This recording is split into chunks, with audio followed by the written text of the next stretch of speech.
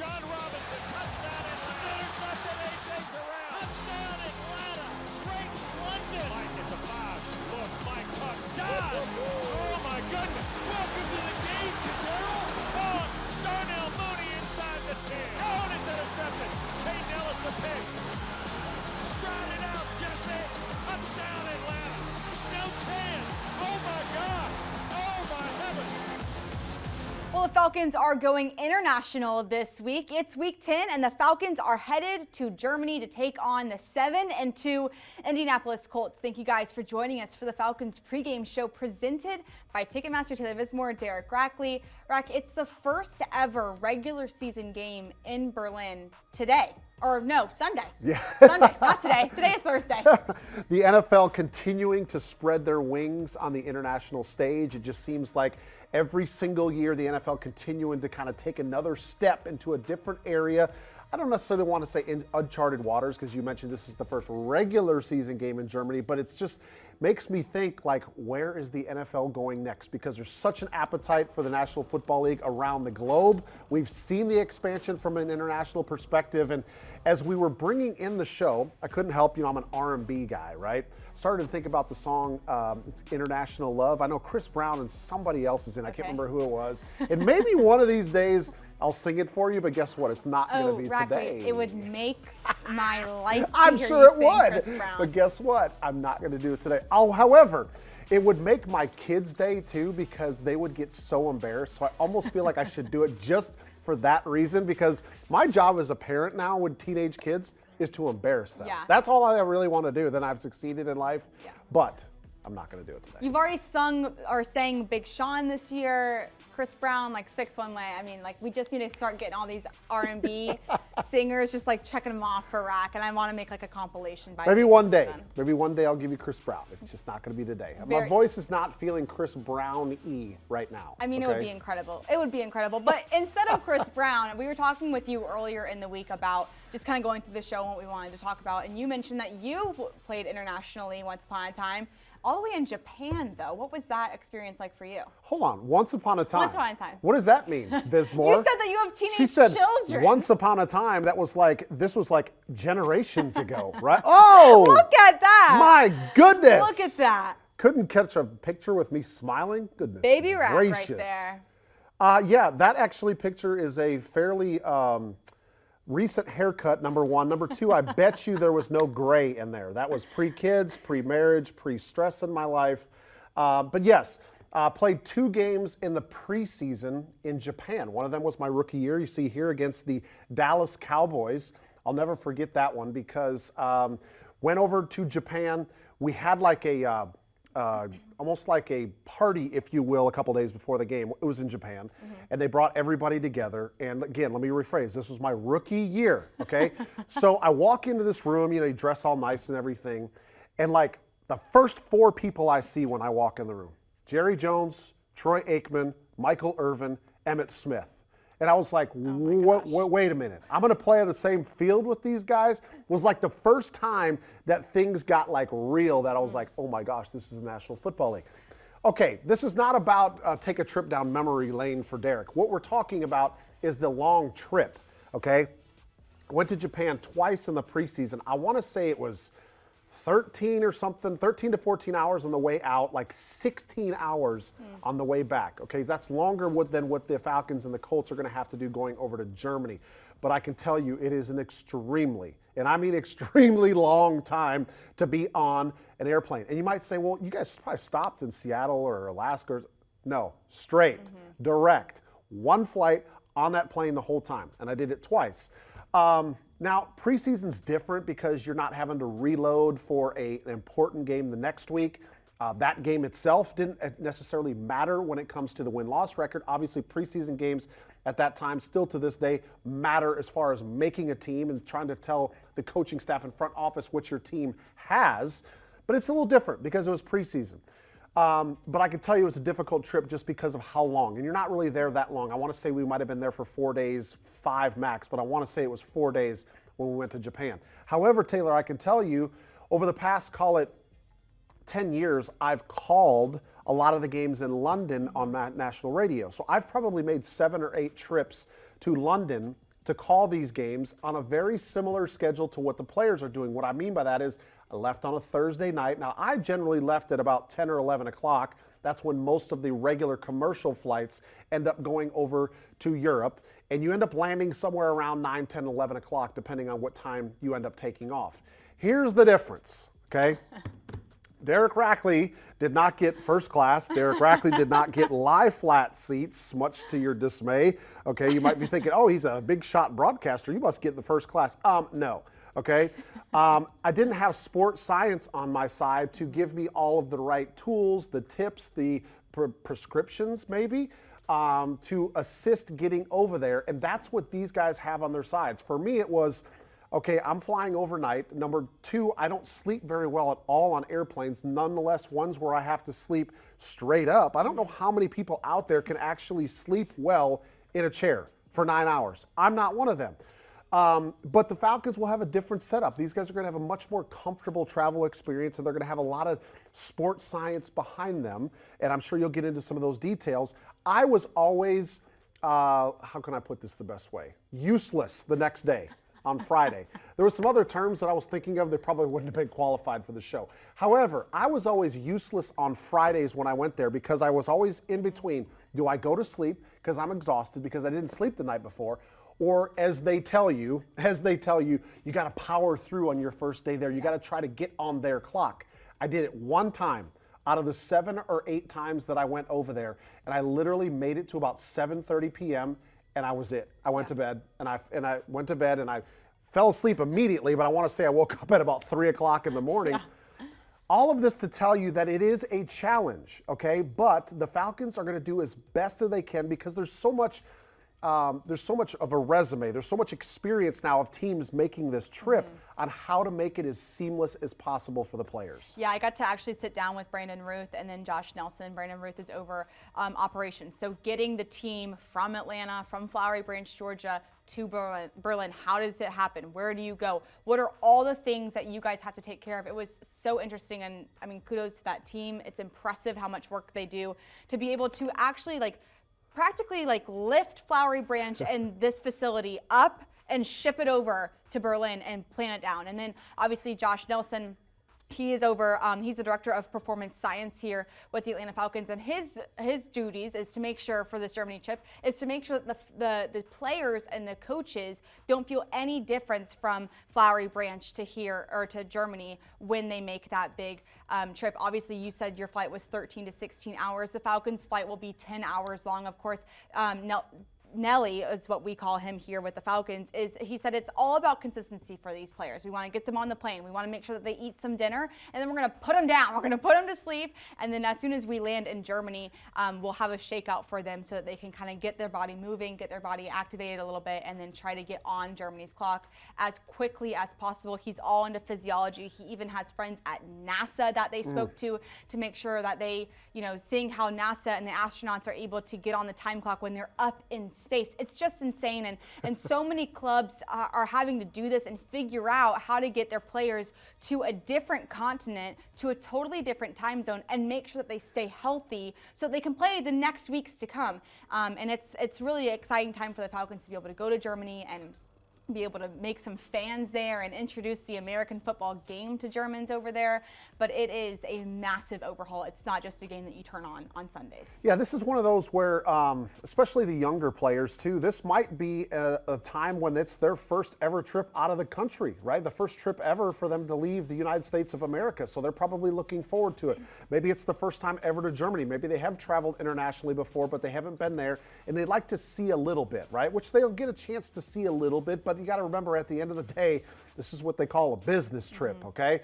And so there's really no excuses to be made when it comes to the travel, because guess what? The Colts are going to make the exact same travel. They're going to fly over on Thursday as well, and they've got to get their body clocks going as well. This is one of those where it's like, don't sit here and say that you're sluggish or, Coach, I couldn't get on the time and I just didn't sleep well, because there's players on the other sideline that are probably dealing with the same thing, right? Exactly. This is the NFL. This is dealing with adversity, right? You might have to deal with different kind of adversity, which is a little bit of sleep deprivation.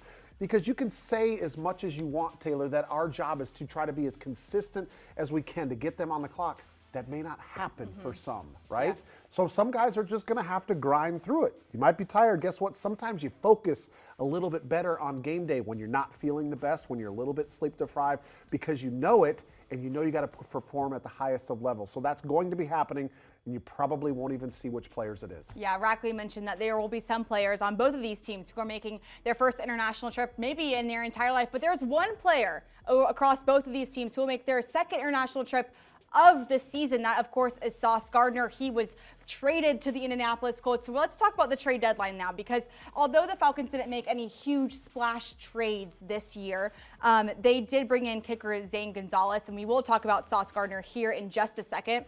But I want to start with the Falcons because obviously last week the Falcons lose to the New England Patriots. They lose by 1 point, obviously with an extra point attempt by Parker Romo. Parker Romo was released by the Falcons on Tuesday. After that release, they did bring in Zane Gonzalez, who was most notably with the Washington Commanders.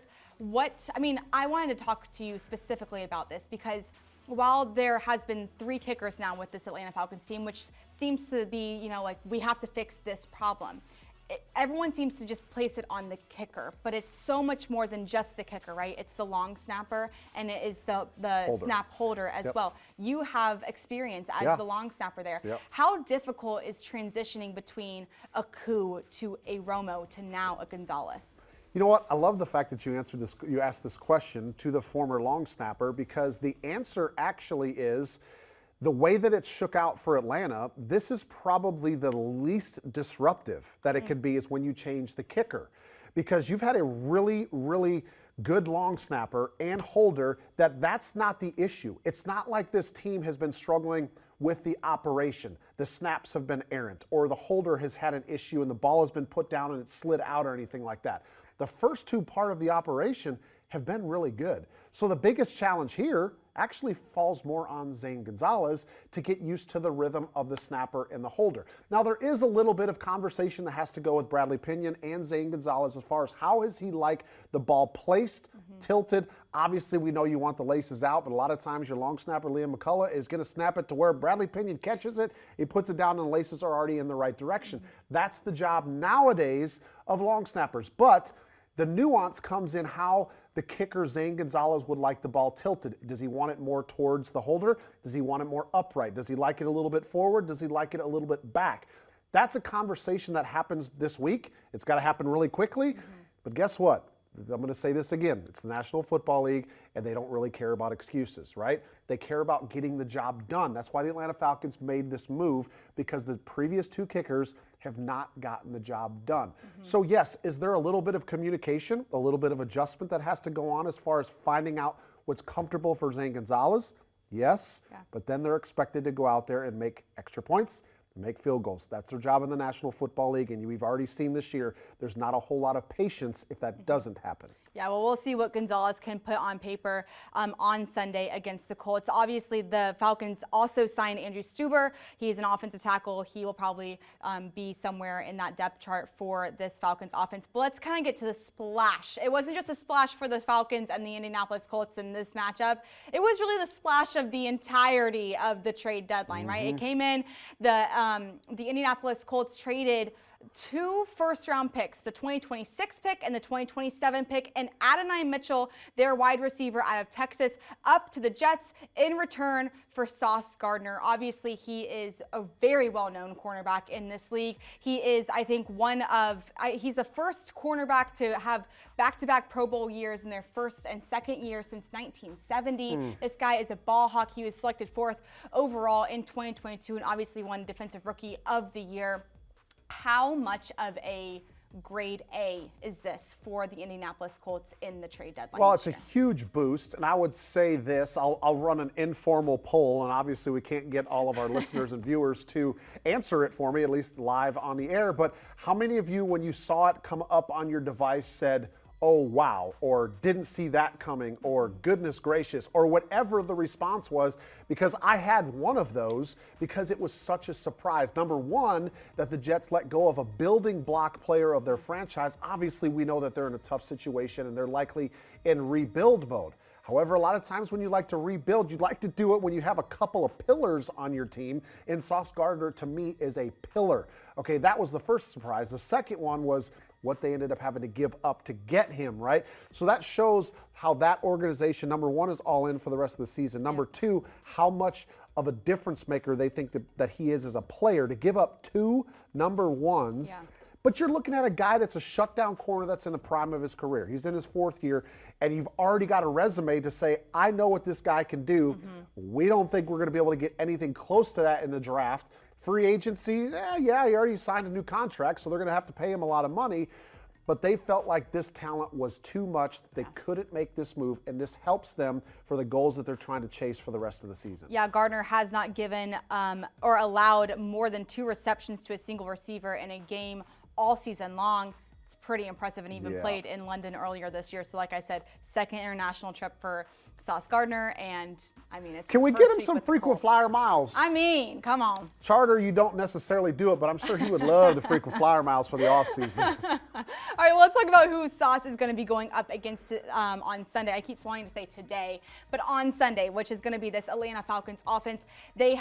We talked about it last week. We've kind of talked about it the last couple of weeks during the pregame show, is that some weeks they are up, some weeks they are down, but really, to me, it seems like when they are up, it is the Drake and the Bijan show. What have you seen maybe last week out of the Falcons and the offense that they put together? Yeah, so let's talk a little bit about Drake London last week. I mean, I think he showed why he's one of the premier receivers, and also I would probably call them 50-50 ball receivers or jump ball receivers in the National Football League. Perfect video clip right here where he has an opportunity almost every time you throw the ball up in his direction to go make a play because of his athleticism, because of his strength, because of his former basketball background.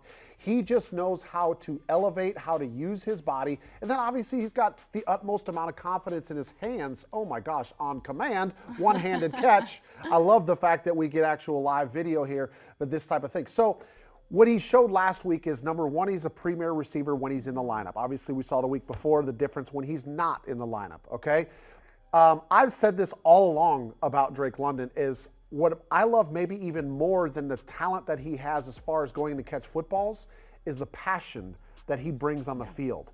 He makes a catch like this, and he gets everybody excited. He gets broadcasters excited. He gets his teammates excited. He gets everybody in the stadium excited because of the passion that he plays with. So everybody else feeds off of him, right? So yes, this is what you want on every NFL team, is a guy that's a difference maker at the wide receiver position. Now, what do you need to do to complement him?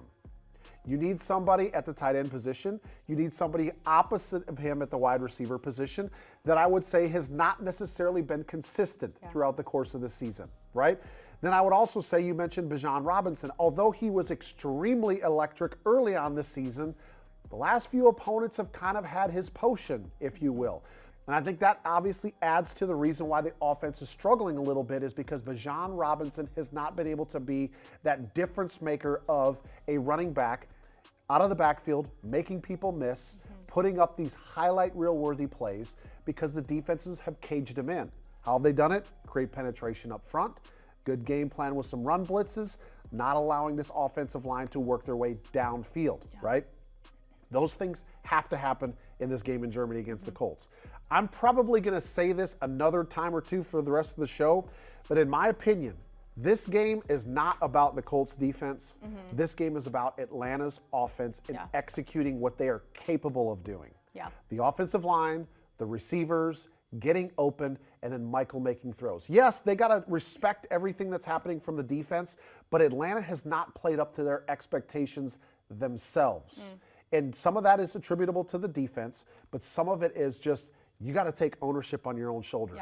The offensive line has got to play better. The quarterback's got to play better. Wide receivers, tight ends, you got to run better routes. You got to create separation. And when the ball is in the vicinity, you got to make the catch. It might be a difficult one. Guess what? We saw Drake make 3 difficult catches last week. You got to make the tough catch and help your quarterback out. Let me ask you this, because you were kind of mentioning like how Drake he gets these 50-50 balls. And yes, Bijan is Bijan Robinson, and everyone kind of knows his name. But like you mentioned, the last couple of weeks, they've had his number. And it's hard to get this run game going for this Falcons offense. Where we sit now going into week 10, How much of this is a tipping point for the offense to figure out how to get more people involved so you can give Bijan and Drake more space, more opportunity downfield? I would agree with you. I think it's a situation where let's talk about Michael Penix, where he's gotta get other players involved. But here's how it happens, right? Is a quarterback naturally gets comfortable with people that are making plays, right? So he has gotten comfortable with guys like Drake London because he knows when he goes in his direction, good things happen, right? Can't blame him for that. I'll even go back to my playing days. When I was playing, Michael Vick, for a moment of his career, got really comfortable with Algie Crumpler. Because when he threw the ball in the direction of Algie Crumpler, Algie made plays. So guess what happened? He continued to feed the rock to him. Now, the average person says, well, you can't keep doing that because what happens when they slow that person down? 100%, I get it. But you can't just flip a switch in the quarterback's mind and say, well, I've got to throw it over here because I'm throwing the ball over here too much. It has to happen. You've got to create better separation. So when the opportunity is there, Michael's ready to cut it loose, right? He sees Kyle Pitts come across the formation wide open. He said, yes, that's my guy, I'm going to throw it to him. But when he looks there and he sees somebody draped over the top of him, guess where he goes next? Drake London. Yeah. Right? Bijan Robinson coming out of the backfield.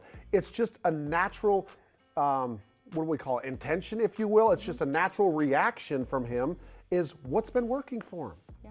Right? It's kind of life, if you will. But you got to have more Darnell Mooney. You got to have more Kyle Pitts. Yes. And I'm sure we'll see Bijan Robinson come out of the backfield just because that's the recipe we've seen throughout the season. Yeah, well, we got to get open. The Falcons have to get open. They have to get a little bit of space. And we got DJ Shockley in the film room talking about how the Falcons are going to be able to do that on Sunday against the Indianapolis Colts. Shock, what you got? Weaknesses, I think, in their defense that we can exploit. I talked about Drake being really good in the slot and making space. This is a team that wants to carry number 3 on the inside right here. So you're talking about this receiver here. He's going to run an inside post here. This guy's going to try to carry him up the seam. Now, this is usually the spot where Drake is in the slot. And I talked about Drake understanding space. They do a great job of this. If they play this, what's called a little Tampa 2, he tries to cover. You got cover 2. You got cover 2, but he's going to end up crashing on the inside. Now you got a chance to hit the slot on the inside. So watch tight end here, take 2 up the middle. And then look at the space you have now because of all the people looking at him. And now you got an opportunity for space catch, get upfield, easy pitch and catch against this Colts defense because of what they like to do. This is a standard cover that they love to do in space, especially down here in the red zone. Another outstanding job where we can take. I'll talk about Drake outside one-on-one. Devontae Adams down here at the bottom is going to run a post. I talked about the nuances of how Drake runs his routes, how he sets guys up. We just saw it on the big touchdown on 4th down, set him up. This is a great job of the route running.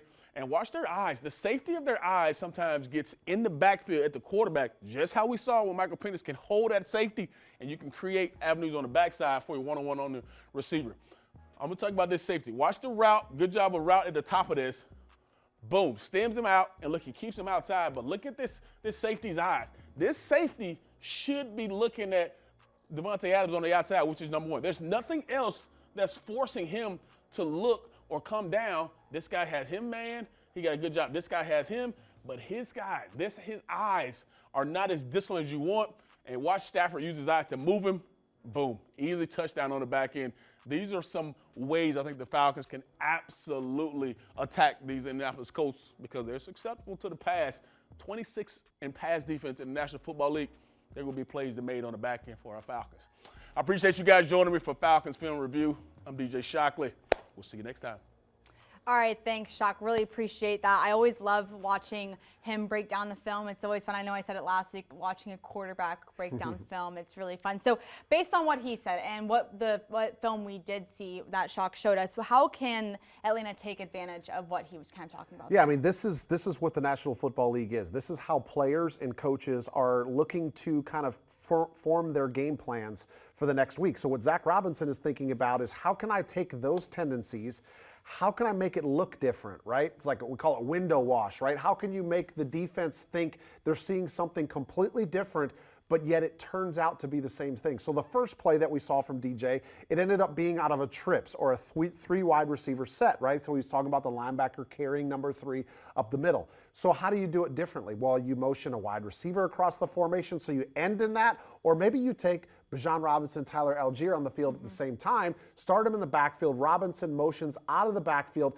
they end up in a similar set, and then you run the same concept, but that you know, okay, if I see the same coverage from the 2 safeties, if they're back, I feel like I've got them, right? This looks just like it does, but then you've always got to have that, okay, well, what do I do if they're not lined up that way? If they end up with a single high safety and they give us something completely different, that's when you got to say, okay, now I'm going to the other side because I probably got a one-on-one matchup over there. And I love the second play too, because we just talked about creating separation, right? And sometimes when you get in the red zone, Taylor, that's all it is you got to create separation, and it doesn't have to be long, right? You've got to find a way to shake that defensive back and show your jersey to the quarterback, and he's got to see it, and that ball's got to come out. What do we know about Michael Penix? He's got a cannon, and he will zip it, and he will cut it loose. That's one of the rules, or one of the goals that we always talked about when you play in the red zone, is your quarterback has to cut it loose. You got to see it, you got to trust it, and then boom, the ball's got to get out of your hands, right? That's why you always hear about arm talent, right? This guy's got superior arm talent. That's when you use it. You have to trust that your wide receiver, the clip that we saw, Devontae Adams, create separation. Maybe it's Drake London, maybe it's Robinson, maybe it's Kyle Pitts. You have to create that separation at the top of the route, and then boom, you got to cut that football loose, and it's got to come out of your hands. But you're looking to find ways to mimic those same looks on Sunday, and then how can we take advantage of it in the red zone? Yeah, speaking of this Falcons offense, the Falcons released their injury report for the week before they left for Germany. Just a quick update on this Falcons offensive line. First, Matthew Bergeron, who went out last week in the Patriots game, and Storm Norton, who has been on IR recently. They will be out for this week. They will not travel to Germany. So when you hear that, obviously Bergeron left the game early. Chris Lindstrom also left the game early. Chris Lindstrom is traveling with the team. He was a limited participant in practice today before the Falcons left for Germany. So let me ask you there. I mean, that's been a major conversation, kind of a quiet conversation that people have been having about the depth of this offensive line. When you see that Matthew Bergeron is not traveling, and you're obviously Caleb McGarry is out for the season, and now potentially Chris Lindstrom, we don't know if he's going to play or not. Right. What are your immediate thoughts of who can fill in, and how do you give Michael time to and the pass catchers time to get downfield? Last week, we saw Kyle Hinton come in, and he filled in and played a lot of reps at one of the guard positions for Matthew Bergeron. We also saw Jovan Gwynn come in late at the end of the game for Chris Lindstrom. So you're thinking, okay, those are the 2 players that we are likely going to see. So my guess would be that Hinton is going to move into the left guard spot, and he's going to start there. If you're a Falcons fan, you're crossing your fingers that Chris Lindstrom is going to continue to work his way back, potentially practice when they get over to Germany on Friday, and that he is going to find a way to get on the field on Sunday to play. Then you feel like you've got your Pro Bowl right guard out there. If not, maybe we see a little bit more of Jovan Gwynn. So then you think about, okay, we've already seen a backup right tackle in. We're likely going to see a backup left guard in. Who knows what's going to happen at the right guard position? So then it's, okay, how do you end up game planning, knowing that these things are going to happen? You have to maybe simplify a little bit. Maybe you have to go with protections that are a little bit more easy to understand, or maybe you have to devise it based on what you think Kyle Hinton does best at the left guard position. Maybe you have to run a little bit more rollout to the right side of your offensive line, assuming that Chris Lindstrom's out there. These are a lot of different things that you have to think about as a play caller, because you can't necessarily think that a backup guard's going to come in there and he's going to play at a Pro Bowl level. Right. That's what you want. That's not necessarily always reality. Yeah. But there's no excuses once again. So you just got to find a way from a game plan perspective. How are we going to play with a new player at the left guard position, and how are we still going to find success? And I think something that's so important, I think so many times when you talk about the offensive line, everyone talks about the run game and the run game and the run game and the run game. And what head coach Raheem Morris said after the Miami game was, yeah, we couldn't get the run going, but the line didn't play great period. They didn't give our pass catchers a chance to get downfield. They didn't give Michael a clean pocket to make a good throw downfield as well. And I think when you look at this defense that the Colts have, I mean, I really think that Sauce Gardner, like we mentioned at the very top of the show, is they brought him in and they feel like they have a complete team on all three phases of the ball, including defense. They have Leatu Latu, they have Buckner on their team. He's been on the injury report this week as well. But I mean, this defense can create a lot of pressure and can wreak a lot of havoc. And if you don't have guys that know what they're doing or are comfortable in the position that they're playing in, it can become messy very quickly for Michael Penix. You know what else helps a defense? Is when your offense scores a lot of points. And I know we're not talking about it yet, but the reason why I want to make that point is it makes your defense, it allows them to play a whole lot faster. Yeah. It allows them to play with a whole lot more confidence when they know that their offense is going to score points, right? When your defense has to play with the pressure that it's like, if we give up more than 10 points, we're probably going to lose the game. Right. That's tough because they're thinking about every single like explosive play. They're like, oh gosh. Like if we don't end up stopping them in the red zone, we're going to lose this game. But that's probably not how the Colts defense is playing. They're playing free, they're playing fast, they're playing confident because guess what? The offense for the Colts has been scoring a lot of points. So they're thinking, we give up 14, we give up 17, guess what? We're still going to win. Yeah. I'm just saying this is how complementary football works, right? We always talk about, well, you got to run the football well to be able to throw it. Well, how about you play defense well because your offense scores a ton of points? Well, speaking of a ton of points, let's go ahead and talk about this Colts offense because I told you this before the show started. Last week, before last week's game, they had the NFL record for points earned in red zone attempts. They had 69 straight attempts in the red zone, all of which ended in some kind of points. Obviously, that was snapped on the 70th red zone attempt that they had. That was obviously a strip sack from J.J. Watt.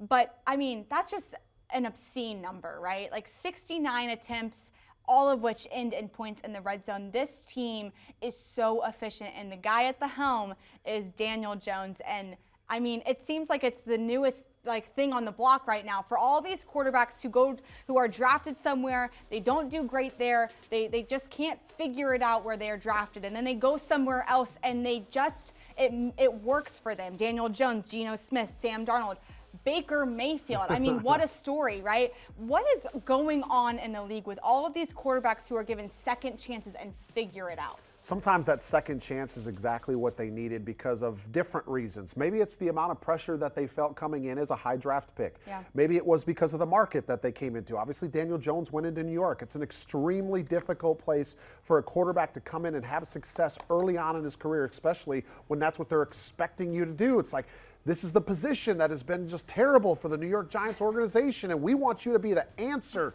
And sometimes, especially with that New York media, it's too much, right? And then you end up leaving and you go to a market like Indianapolis. Do you think that's as treacherous of a market as New York City? No, it's not. And then he ends up going to an offense that has a really good running back, right? So he's got the best gift for a quarterback is a really good running game. Sometimes a change of scenery helps. Now, it's working during the regular season. There's a lot of people that would say, well, let's see what happens in the playoffs. And you're right. Like, let's see what happens with Daniel Jones, with Sam Darnold, with Geno Smith when you get into the postseason. But guess what? You got to get there first. And right now, the Colts are in the driver's seat to get there, okay? Now, I'm going to ask you all a question. I'm going to ask you a question, too. Oh, gosh. And if you are not if you're a family of Daniel Jones or you went to college with him, you cannot answer this question. Oh, how many of you saw this type of play coming out of Daniel Jones before the season started? Raise your hand. Thank you. Because if you raised your hand, you were lying, okay? But it's been a really cool story, not necessarily if you're an Atlanta Falcons fan having to play them this week, about how they're scoring so many points. You know what I found out this week, or when I was getting ready for the show? Go ahead. They've lost 2 games this year. They scored 20 points. Not terrible, but they lost both of those games. If you take out those 2, okay, the other 7 games, they've averaged almost 36 points per game. Yeah. Like, it's almost like clockwork that they are just scoring points, and it's because of Daniel Jones, the guy that they didn't want in New York anymore, that couldn't get on the roster in Minnesota, and now he's doing big things in Indianapolis. The Colts offense, they are first in the NFL in points per game, second in yards per game, and second in passing yards per game. That all starts with Daniel Jones. He is one of 2 people that touch the ball every single down. The other guy is a center. Talking about this graphic, though, on the interceptions. 6 interceptions so far this year. 3 of them came from last week against the Yeah. Steelers. Came into that game with 3 interceptions, left with 3 interceptions, and had 2 strip sacks. Something about that game, though, I mean, you said it, I thought the same thing too. When you look at that game, what can you do in a game when you have 6 turnovers and you still win the game? What does that say about the offense and the team that the Colts are? Yeah, they came up short in that game. However, the fact that they were still within striking distance, Yes. right? That's the thing that I was the most shocked about. I said, hold on, they turned the ball over how many times? 6 times, and they only got 1, and yet they still only lost the game by 1 score. So that shows me that this team is rallying around each other. Their defense is saying, so what? We offense turned it over, let's go get a stop, right? Let's get a stop in the red zone. Let's get a turnover back, whatever the case may be, because generally, in the National Football League, you turn the ball over as many times as the Colts did, you're looking at a blowout. Like, you're going to look up at the scoreboard, and it's going to be 37-6, and you're going to say, what happened? And your head coach is going to have to answer questions in the press conference to say, why so many turnovers, right? Well, what's the recipe for Atlanta? Hopefully you could do the exact same thing, create a whole lot of pressure, create those turnovers, because that's going to give you a great chance to win the football game, and Atlanta saw a lot of opportunities just last week there. Yeah, well, everyone says this in the league. You don't have a great quarterback if you don't have a good running back, right? And the Indianapolis Colts, they do. They have Jonathan Taylor in the backfield. This rushing offense is number 1 in scoring. They have 19 rushing touchdowns in just 9 weeks of play. That is insane. Jonathan Taylor, the running back for them, leads the league in rushing this year. I mean, when we have conversations about running backs, it's always the Saquon Barkleys and the Derrick Henrys, and now kind of the Bijan Robinsons and the Christian McCaffreys of the world. It feels like no one ever brings up Jonathan Taylor, but he is one of the best running backs in the league right now and has been consistently. Why don't people ever talk about him? You know, it's a great question. I think it goes back to a little bit about the market, the Indianapolis, the fact that they're in the Midwest. I think it goes back to the fact that Indianapolis has not been a team that has been chasing the postseason a whole lot. But I would also say that there are people, probably those that play in the fantasy football leagues, they know who Jonathan Taylor is because he's been so good for them, right? Look at 12 rushing touchdowns this year, leading the National Football League. He's got 14 overall. He's got another 2 of them through the air. He's got 3 seasons in his career where he's been north of 1,100 rushing yards, and as you see right there, he's knocking on another one, and we're only through 9 games, right? So he's having another fantastic year. This guy is he's well-rounded. He's a little different than the couple of the backs that we've seen recently. Atlanta has in Christian McCaffrey that you just talked about, in Devon Achane. Those guys are a little bit more dangerous out of the backfield. Jonathan Taylor will catch the ball out of the backfield, but he is not as electric as those 2 guys, as well as Bijan Robinson coming out of the backfield. But he still has he's got great contact balance. His ability to make people miss in the hole, and his vision is outstanding because of how many carries he's had, not only in college, but during his career in the National Football League. And he has, for the most part, had a pretty good offensive line in front of him throughout his career. So, huge challenge, little bit different than some of the other running backs Atlanta has faced, but tackling and making him stop his feet at the line of scrimmage will be vitally important. I know that we've talked about it a lot for this Falcons offense, that Bijan Robinson, Tyler Algier, this is the cornerstone of this Falcons offense, but the run game is the cornerstone and the lifeline of the Colts offense as well. Jonathan Taylor last week, with that loss against the Steelers, only had 45 rushing yards. In the first half, he had 8 attempts, 23 yards. His longest rush was 6 yards. I mean, I think the Steelers kind of showed the blueprint on how do you stop these guys. Yes, you only beat them by 7 points, but how do you stop them? And it's by stopping someone like Jonathan Taylor. Yeah, you've got to force Daniel Jones to throw the football, and you got to force him to throw it a lot. Yeah. Right. And when you force him to throw it a lot, you've got an opportunity. I mean, that's what we talked about a moment ago. 6 turnovers last week, and only 1 generated on the other side, and they still were within a score of this game, which is just outstill. So you see 2 for 2 in the red zone, so they were scoring touchdowns when they needed to. That's how they were able to get on the board. But in my opinion, yes, I mean, slowing down Jonathan Taylor first and foremost, if you can do it, it's a challenge. It's going to be an extremely difficult one. But force Daniel Jones to throw the football a lot because he has had issues with interceptions throughout his career. Not only last week, but throughout his tenure when he was with the New York Giants. So that's where I think the recipe comes in. Much more difficult to actually execute because Jonathan Taylor is tough to slow down. Yeah. But if you can, That's how you're going to have the best success on defense, because you can get after him as a passer. You've got him one-dimensional, and now your secondary and your linebackers are going to go, what do they say, eat? Isn't that what the kids, the young generation calls Something it? like They want to that. go eat so they can get those turnovers, right? I think that's the best recipe in slowing down this Indianapolis offense. Yeah, and I think what's so interesting too is probably both of these defenses, Falcons defense and Colts defense, have probably said, we got to make Daniel Jones or Michael Penix so we got to stop Bijan, we got to stop Jonathan Taylor, and DJ Shockley is still in the film room talking about how these two backs are actually pretty similar in the way that they run. Shock, what you got? All right, guys. There is a rare time where you have two of the top backs facing off against each other and have similar abilities. Well, in this one, we know Jonathan Taylor and Bijan Robinson are two of the most dynamic backs in the league. And then we got a little side-by-side video to show exactly how good these guys are. You're talking about vision for one. You're talking about the ability to make some really cool jump cuts. And then the last part of it is the physicality to finish runs. Both these guys have it. Here's a similar run of both of them that I'm going to show you. And both of them is a little inside zone here. Let's watch exactly what happened. We're talking about these guys playing with pace, playing with speed, but the vision is what you like first. Obviously, both guys are downhill, physical, tough runners, but here it is right here.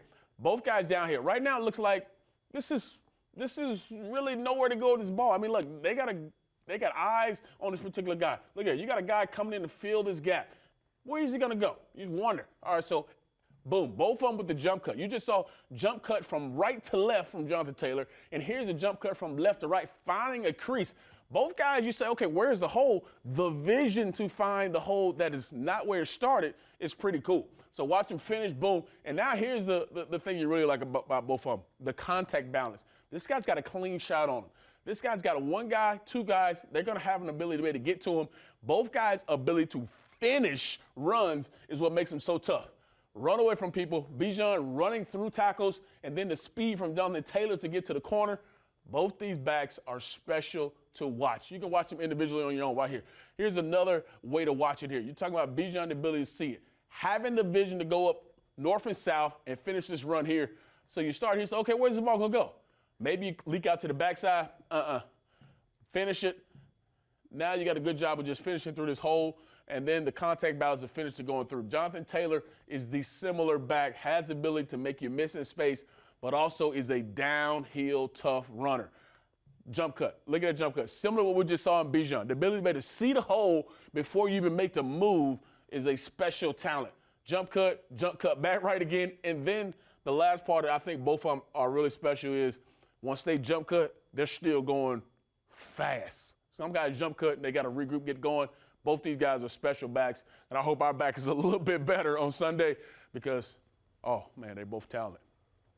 So if you're a fan of running backs, you're going to get a chance on Sunday to see a couple of really good ones. Not really good. How about dominant running backs? And Jonathan Taylor, we already talked about him. He's having an outstanding season. 12 rushing touchdowns this year. He does have an 80-yard run, topped by Bijan's 81-yard rush. But how about 23 rushes of 10-plus yards? So he's making explosive runs this year. And I would say over the last few weeks is probably where the tides have turned into the direction of Jonathan Taylor because of what we've talked about with Bijan Robinson being slowed down a little bit in the run game. I think one of the biggest differences, especially what we saw on that tape, is I talked about how you slow down Jonathan Taylor was create penetration, right? Both of those videos side by side that we saw with Bijan and Jonathan Taylor, what were they able to do? Get up the field immediately and then make their read, whether it's a jump cut or whether they see a backside cut lane, right? So if these offensive lines are working in tandem and they're creating some push or they're wiping out one side of the defensive front, yeah, you've got two really dynamic backs that are going to probably make somebody miss because they're having to make a solo tackle in the hole, and that's extremely difficult, and we saw why, because of their ability to jump cut and make somebody miss. But both of these defenses, Taylor, are going to be looking to create penetration. How can we get in the backfield? Is it because of our 4 down? Is it because we're bringing linebackers on run blitzes? Are we bringing somebody out of the secondary? Are we going to start to see Jesse Bates coming off the edge a little bit to try to get in the backfield, create some havoc? So Jonathan Taylor has to stop his feet. You win against Jonathan Taylor if you make him stop his feet and restart. Yeah, it was interesting. Jeff Ulbrich spoke earlier today to the media, and he spoke about how against New England that they ran the ball a lot against the Falcons and that they weren't really not expecting it, but it was just surprising of, oh, my gosh, they're running the ball a lot. They had 33 attempts from the backfield, rushing about 3 1/3 yard about every single rush that they had. But something to note about the rush and this rush defense that the Falcons have created. Leonard Floyd will be out for this game. He will not even travel to Berlin, so he will be out. I mean, he's been a cornerstone for this offense, or for this defense, excuse me, so far this year. He's kind of been a quieter guy, but he creates a lot of motion for other guys to get sacks around him. Jalen Walker, James Pierce Jr., they both work under him a lot. He is a mainstay veteran for this group as a whole. When you look at what the Falcons were able to do, or maybe not do, against the Patriots last week in the rush, how do you think that they will be able to attack and take what they did on Sunday and apply it this Sunday against Jonathan Taylor? A couple of the good things we saw was sacks, right? They had a great game when we caught, as far as getting after the quarterback. They were able to force a couple of takeaways in the game, but they didn't get enough stops in the run game, and they gave up too many big plays. And I think that's the reason why you look at it and they gave up 24 points, and it wasn't enough, because you give up 24 points in the National Football League, the chances of winning the game you're obviously putting a lot of the onus on your offense. Are they having a great day? Are they scoring a lot of points?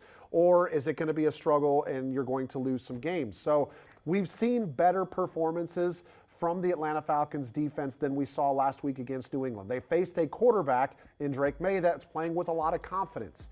And I think even the fact that he got sacked a bunch, even the fact that he had a couple turnovers, he still had enough confidence in himself and in his receivers for some of the big plays. We talked about some of the big crossing routes that they were able to complete.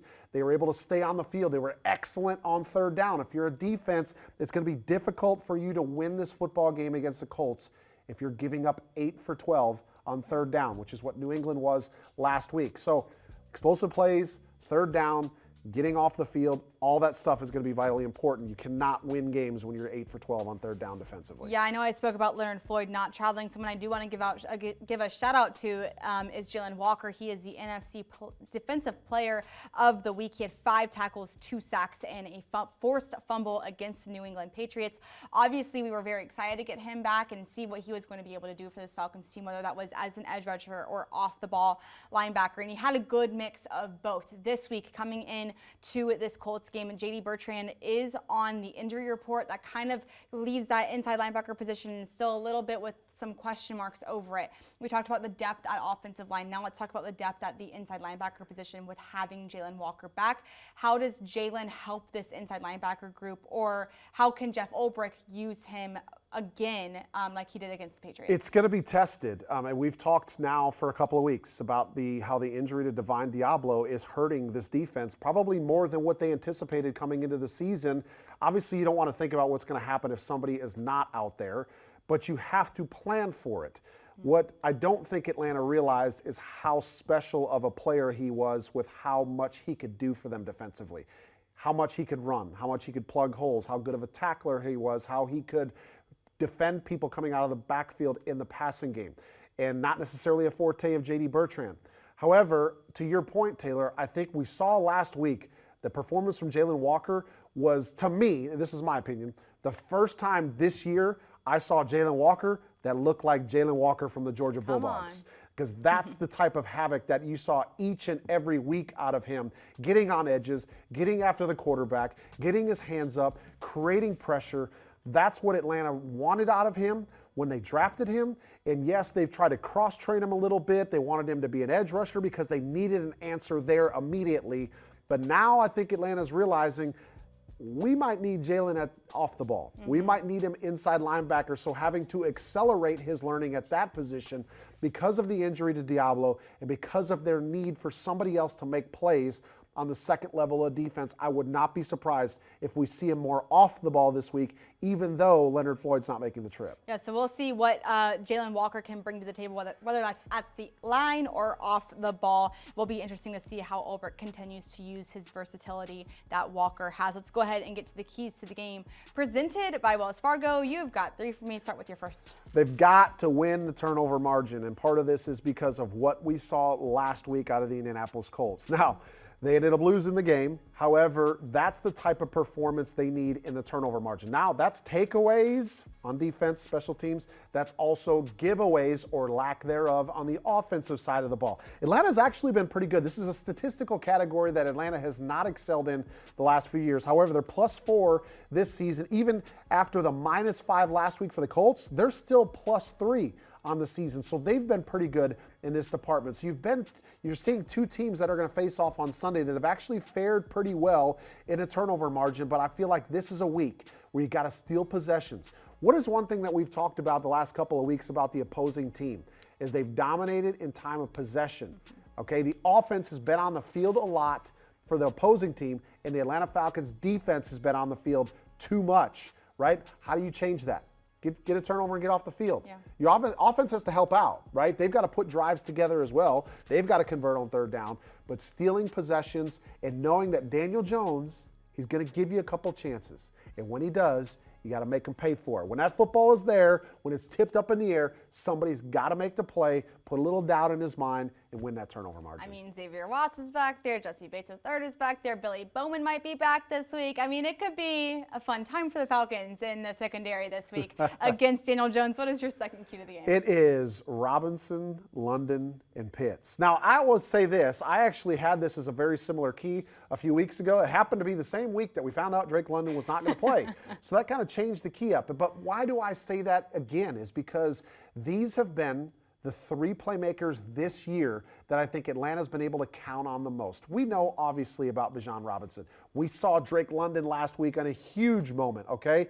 We've seen Kyle Pitts on occasion. He's been pretty good. I think he's had a resurgence with Michael Penix at the quarterback position. But these three guys, to me, are three matchup problems for a defense, and they've got to be there. And yes, I would love to make the argument about Darnell Mooney, but Darnell Mooney just hasn't been consistent enough to say that he's in that conversation. But these three guys, I feel like they've got to have big games. Yeah. They've got to have big games. You mentioned Darnell Mooney, Kyle Pitts. I kind of want to go through their numbers really quick because Drake London in the 10 games, or in all the games that he's played, all 9, he's only had 2 games with less than 10 targets. Obviously, he's Michael Penix's #1 target so far this year. Darnell Mooney, on the other hand, he's only had 1 game with 10 or more targets. Every other game that he has played in, which has been 5 other games outside of that Carolina game, he has had 5 or less attempts, 5 or less, passes thrown to Targets, him. yeah. And then Kyle Pitts, the only game that he's had 10 or more targets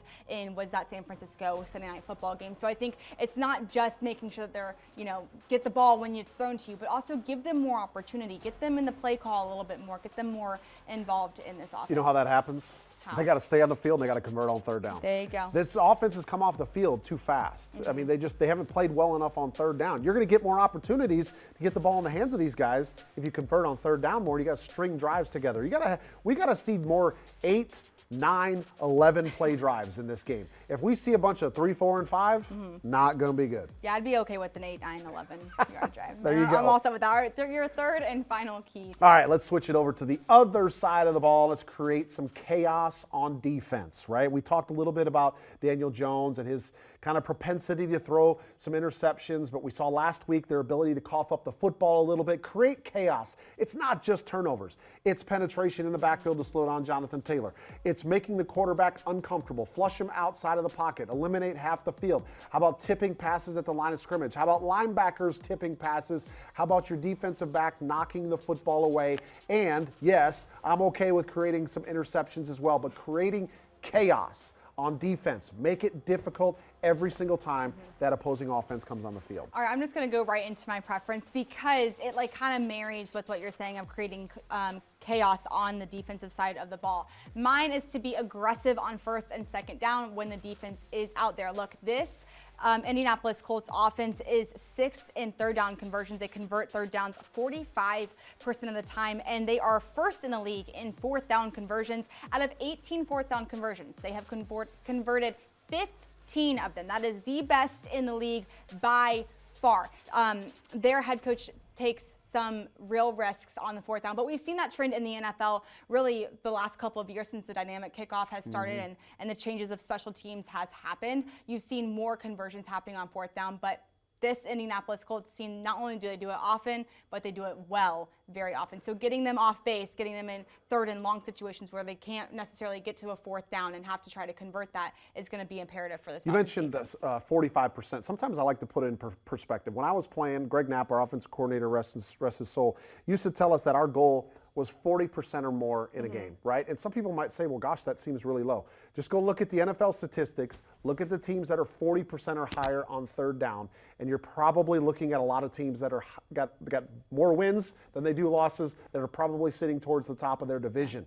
And if you're at 45%, like we're talking about with the Colts, that's why they have one of the best records in the National Football League. Yeah, and Shane Steichen's really turned things around there. I think coming in this year, there was a lot of questions about what this team could be. Now they are.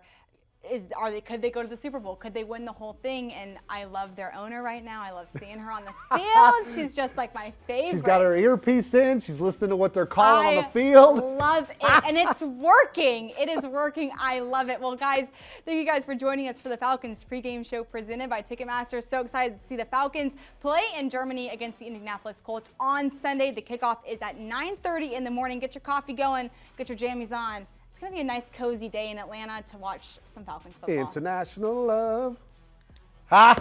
Two. We've got two. We got to get more. We have to get more. We will see you guys next week on Sunday. See you guys then.